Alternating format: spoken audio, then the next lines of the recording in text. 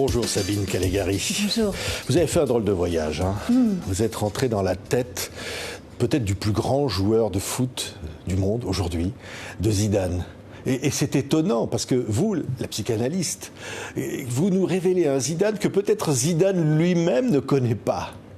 Oui, j'ai voulu faire un livre qui n'avait jamais été fait sur Zidane, que je résume en une phrase, ce que vous ne savez pas de Zidane et qu'il ne sait peut-être pas lui-même.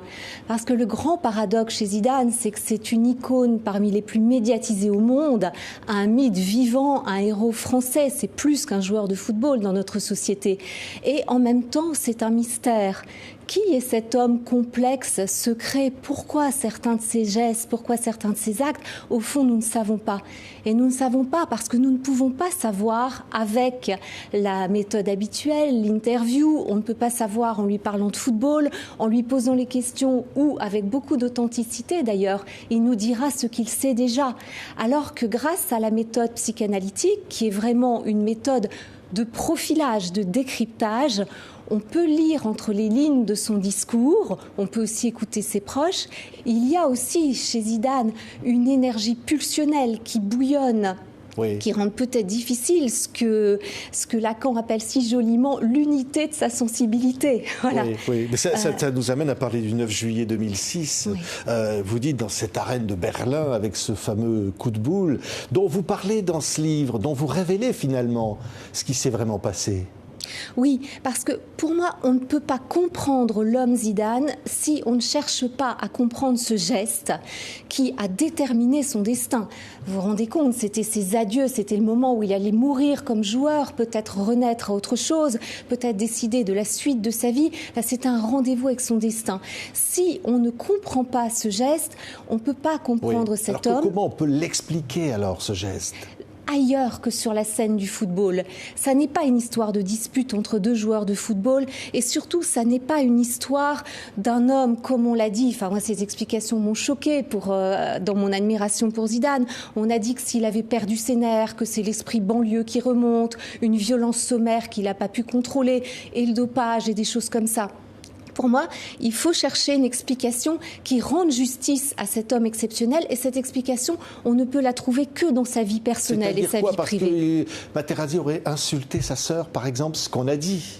Alors c'est ce qu'on a dit, c'est l'explication officielle, mais ça n'est pas crédible parce qu'il est impensable que quelqu'un d'aussi intelligent que Zidane, qui lui n'est jamais dans la violence première, il réagit à l'injustice, mais il n'est jamais lui dans la violence, c'est impensable qu'il fasse basculer son destin un jour pareil pour des insultes aussi génériques que « et ta mère et ta sœur », ce qu'on entend toujours sur un terrain de football. Oui, mais alors, qu'est-ce qui s'est vraiment passé alors ? Alors là, il s'est passé quelque chose qui est vraiment de l'ordre d'une tragédie grecque.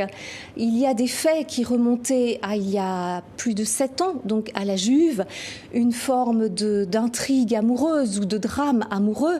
Il y a des personnages obscurs qui sont entrés dans la vie de Zidane, donc un personnage d'amant présumé de sa femme, de sa maîtresse supposée à lui.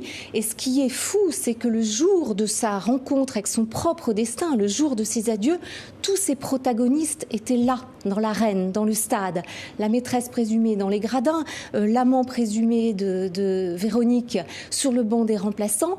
Et à la fin, alors que cette victoire échappait à l'équipe de France, la tension était à son maximum, qu'il a raté un but sublime, Materazzi, avec une perversité incroyable, on peut dire une intelligence, mais aussi une perversité, a su cibler sa phrase exactement au cœur de ce qui pouvait faire le plus mal à Zidane et ce qui pouvait le faire basculer.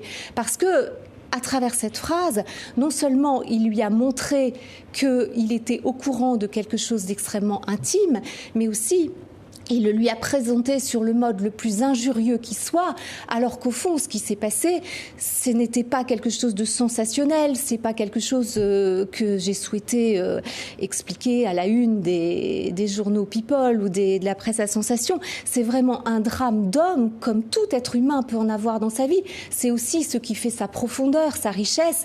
Et Materazzi a traité ça avec violence et perversité.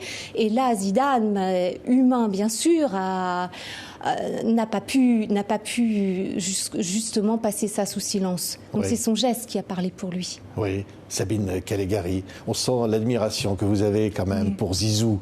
Hein? Et alors vous êtes fan de foot bien sûr, mais l'admiration que vous avez pour cet homme qui est absolument incroyable.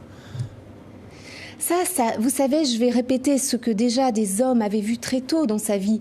Des hommes, peut-être sauf son père, qui n'a jamais dit ça. Mais déjà, Robert Centenero, tout au début, ou Aimé Jacquet, avait dit qu'il y avait là une personnalité exceptionnelle. Donc moi, j'appelle mon livre « Biographie d'âme » parce que je pense qu'on a affaire à une âme exceptionnelle, ce qui explique qu'il est aujourd'hui, dans notre société, une place, un destin, et c'est loin d'être terminé, bien supérieur à la place d'un génie du football. Zidane, c'est un homme vivant qui va nous surprendre encore. Ça n'est pas une statue comme l'est devenu Maradona ou comme ou Pelé, avec toute l'affection et l'admiration qu'on leur porte. Donc pour moi, tout ce qu'il y a d'exceptionnel chez Zidane, y compris dans la beauté de son football, est à aller comprendre dans son âme. Oui. Évidemment, l'âme, c'est le terrain de la psychanalyse. Là, nous avons des clés pour explorer avec bienveillance, sans juger. Et pour ma part, ce que j'espère pour tout lecteur qui lira ce livre, c'est non seulement qu'il apprenne des choses, qu'il reparcourt cette trajectoire, qu'il y ait du suspense, des moments romanesques, mais aussi qu'à la fin, ayant refermé le livre, ils disent j'ai affaire à un Zidane plus humain, mais c'est une raison de l'aimer plus encore. Oui. Et de lui donner une place peut-être plus exceptionnelle encore dans une histoire, et pas seulement celle du football, celle de notre société, du monde, et nous verrons bien par la suite quel terrain il investira. Ouais. Et il a eu le livre, Zidane ? En tout cas, depuis le début de cette démarche, qui est vraiment une démarche d'hommage, il a été informé, donc il a eu accès à toutes les informations, au texte, voilà, il a tout entre les mains. Il ne vous a pas dit non, ça faut couper ? Non. Non ? Il n'a rien dit. Zidane, c'est le silence. Donc il a tout lu, le livre avant parution. Je ne sais pas s'il l'a lu, mais il l'a eu. Et ça ne vous étonne pas ? Non. Non, d'abord, vous savez, là aussi, c'est ce que permet la psychanalyse, c'est qu'on comprend quelqu'un, mais on ne cherche pas à le traiter comme une machine en anticipant ce qu'il va faire. Donc pour ma part, je laisse à Zidane faire ce qu'il souhaite faire avec ce texte, et en revanche, il était cohérent par rapport à ma propre démarche, qui est une démarche d'hommage, de lui mettre l'ensemble des éléments entre les mains depuis plus de 3 ans maintenant. Merci beaucoup, Sabine Calegari. Ça s'appelle « Dans la tête de Zidane », aux éditions de Vaumonde. C'est absolument incroyable. D'ailleurs, on va remettre en ligne sur notre site, la chaîne, l'invité sur YouTube, l'intégralité d'une interview que j'avais eu la chance de faire avec Zizou, une 30aine de minutes, pour rencontrer ce personnage. 30 minutes avec Zidane, c'est magnifique. Incroyable souvenir. Merci beaucoup, Sabine Calegari, d'avoir été avec nous.